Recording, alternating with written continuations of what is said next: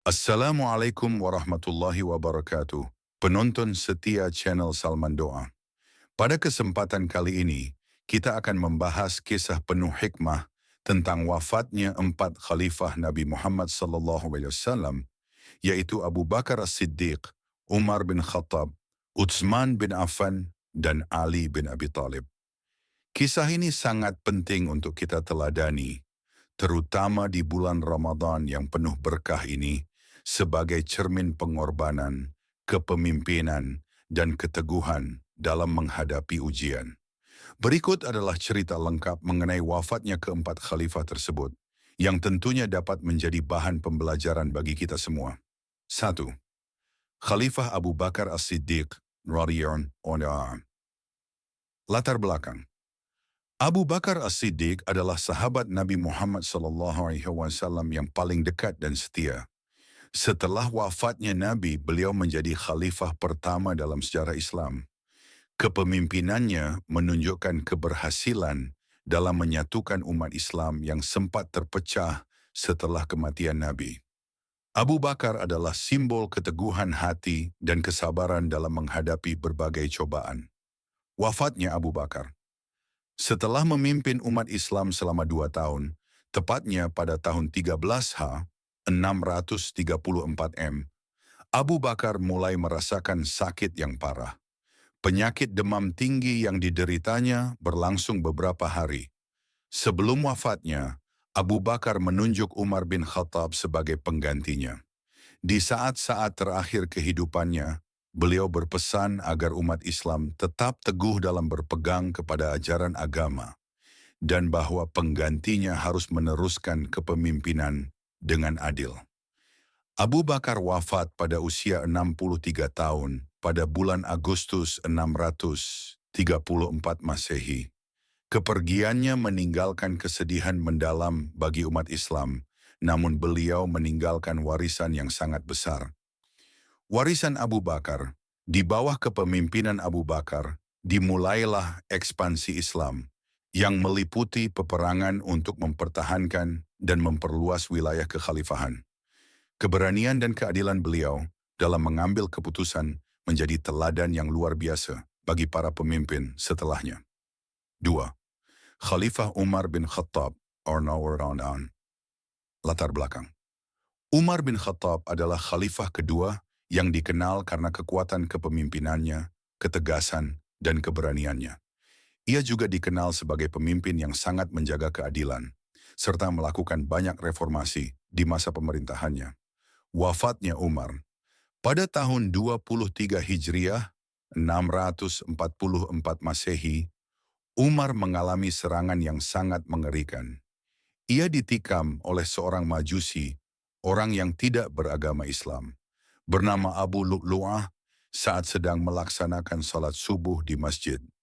Setelah ditikam, Umar dibawa ke rumahnya, dan dalam keadaan sangat sakit, beliau meminta agar beberapa sahabat memberikan masukan terkait siapa yang seharusnya menjadi penggantinya. Umar telah memilih 6 orang untuk dipertimbangkan sebagai penggantinya, yang akhirnya memilih Utsman bin Affan sebagai khalifah ketiga. Umar bertahan hidup selama 3 hari setelah serangan itu, dan pada hari ketiga, beliau wafat pada usia 63 tahun.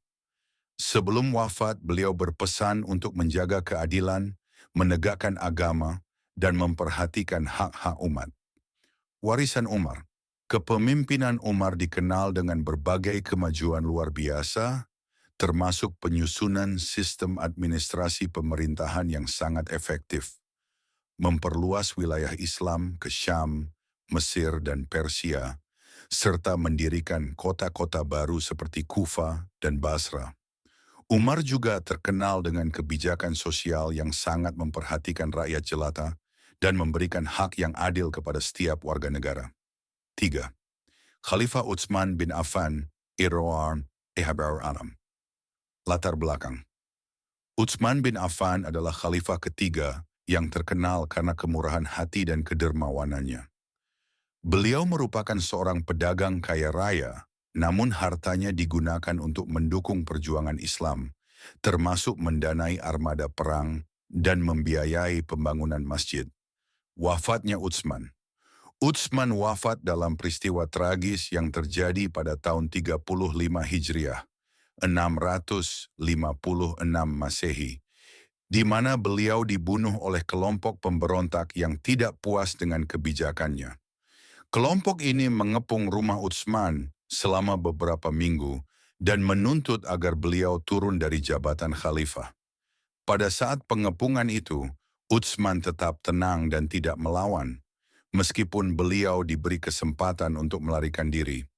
Pada akhirnya, Utsman dibunuh saat sedang membaca Al-Quran di rumahnya, dalam keadaan berusia sekitar 82 tahun.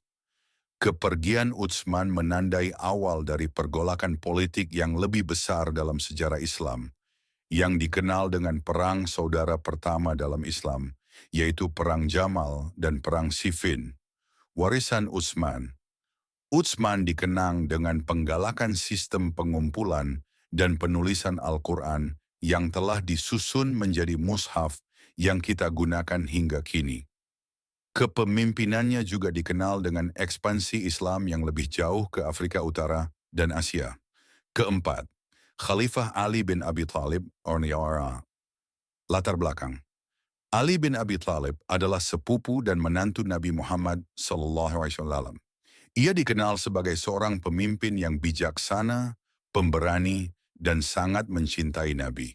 Ali memegang posisi penting dalam perjuangan awal Islam, dan setelah wafatnya Utsman, ia terpilih sebagai khalifah keempat. Wafatnya Ali. Ali wafat pada tahun 40 Hajj, 661 M, setelah ditikam oleh seorang Khawarij bernama Abdurrahman bin Muljam saat sedang melaksanakan salat subuh di Masjid Kufa.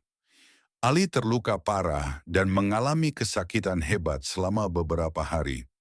Sebelum wafat, beliau sempat menyampaikan pesan kepada putranya, Hasan, untuk menjaga umat Islam dan menjauhi perselisihan yang dapat merusak persatuan umat. Ali wafat pada usia sekitar 63 tahun setelah 3 hari dalam keadaan terluka. Kepergiannya menandai akhir dari masa kekhalifahan yang penuh gejolak, dengan banyaknya perpecahan politik dan perang saudara. Warisan Ali. Ali dikenal sebagai simbol perjuangan untuk keadilan, keberanian dalam bertempur, dan kearifan dalam memimpin. Pemikiran-pemikirannya menjadi dasar dalam berbagai aliran pemikiran Islam, terutama dalam mazhab Syiah, yang memandang Ali sebagai pemimpin spiritual dan politik yang sah setelah Nabi Muhammad. Kesimpulan, keempat khalifah tersebut adalah tokoh besar yang memimpin umat Islam pada masa awal pasca kepergian Nabi Muhammad SAW. Meskipun masing-masing memiliki jalan hidup dan kepemimpinan yang berbeda, mereka semua memiliki komitmen yang luar biasa terhadap agama Islam. Wafatnya mereka meninggalkan dampak yang mendalam bagi umat Islam, baik dalam hal politik, sosial, dan spiritual. Semoga kisah mereka menjadi sumber inspirasi bagi kita semua untuk tetap menjaga nilai-nilai keadilan, keberanian, dan kesetiaan terhadap ajaran Islam.